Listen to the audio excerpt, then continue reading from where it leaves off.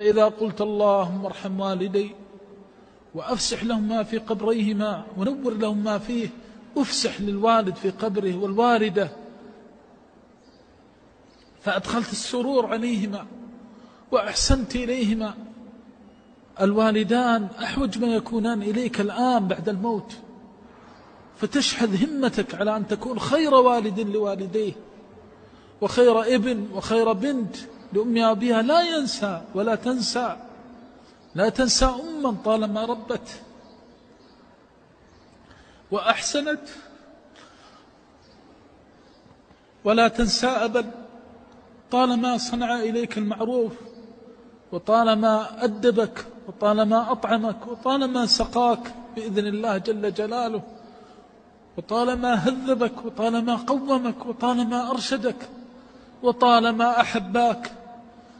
مهما قسى الوالدان عليك فالله وحده الذي يعلم مقدار حبهما لك، فلا يمكن أن ينسى مثل هذين. ومن وفى لوالديه أحبه الله، لأن الله يحب البر